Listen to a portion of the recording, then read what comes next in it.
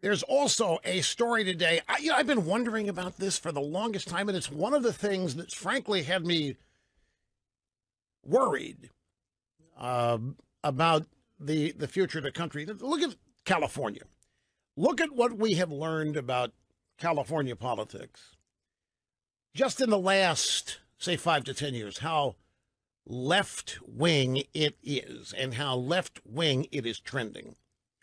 And by left-wing, I mean in many ways it's anti-American. And now that Governor Brown is leaving, there are many people worried out there that this state is going to go so far left that it might not be recognized, that Jerry Brown, snurdly, Jerry Brown's being looked at as a moderate by people worried about who is going to replace him. Look at the stories we have out of California about unemployment, illegal immigration, sanctuary city things, homeless people piled on the street.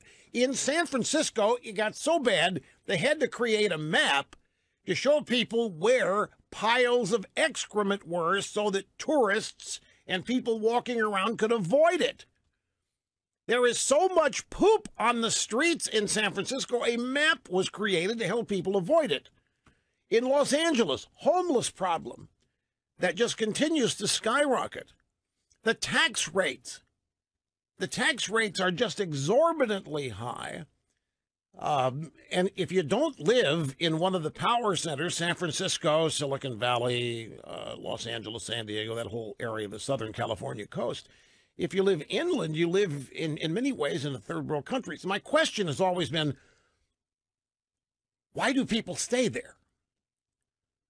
Why aren't there more people leaving that state? I've been asking myself, is this state, are the people of this state really this far left? Are they really this far gone? As far left and as far gone as people who run for office out there, local and national, and get elected. And finally, there's a story today. This is at the San Francisco CBS Bureau. San Francisco Bay Area experiences mass exodus of residents. I have been wondering. Now, we know that there has been a migration of small business people out of California to places like Idaho. But it hasn't been anything momentous, although it's been happening.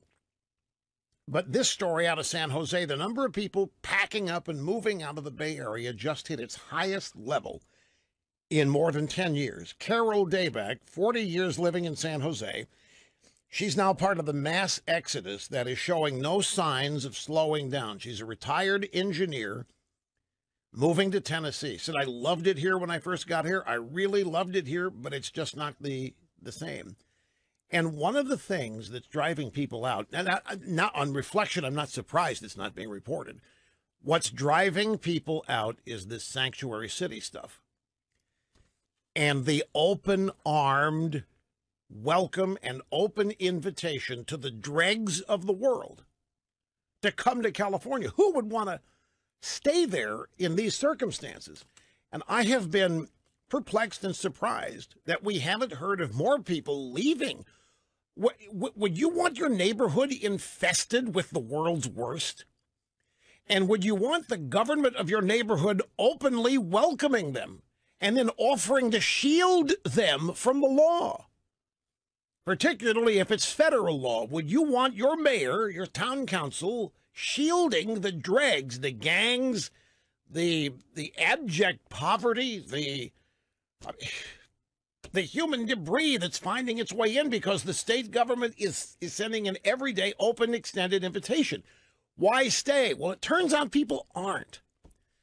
But this is the first such story chronicling they're calling it an exodus. It's the San Francisco Bay Area specifically, but there have to be more areas where it happens. Now, it's not enough people to affect California's electoral college supremacy into that. It's not that massive, but it's at least enough that it makes some sense.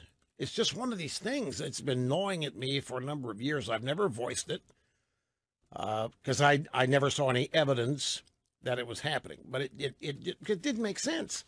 It just doesn't make sense that California is openly It's like the National Democrats are going out of their way to welcome all of these dreamer kids at the expense of American kids who also dream. And when you point that out, like Trump did in the State of the Union speech, that Americans are dreamers too, and that American kids said, look how mad the Democrats get. You know, I actually think that State of the Union speech, and I referred to this a couple times after it, the optics of the Democrats, not just not applauding, but with their facial expressions, openly hating every Trump comment on the greatness and goodness and the recovery of America. Whenever Trump recognized American greatness, gave examples of it, like the economy roaring back, whatever, they cut to the Democrats, and you had frowns, and you had anger, and you had looks of total befuddlement.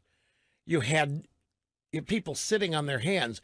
I'm telling you, the optics there did more damage to the Democrat Party than anybody in the drive-by media even knows. This is another amazing thing. The Democrats can watch that State of the Union just like you and I did. And they can watch the behavior of the Democrats, and they don't see any negative to it. They see positive. They see that was the resistance. That's exactly what's happening here. That was the resistance. And they think it's a big positive, and it's somehow going to help Democrats in the ballot box. And it's just the exact opposite. The Democrats allowed that to hammer another nail into their coffin. But they don't see that. But I do. And I think the Democrat Party is in heap big trouble. They don't know it. Some of them might. But they don't know it. They look at random examples where they think they're victorious and think they're coming back. They've already told themselves they've won the 2018 midterms. They're already over.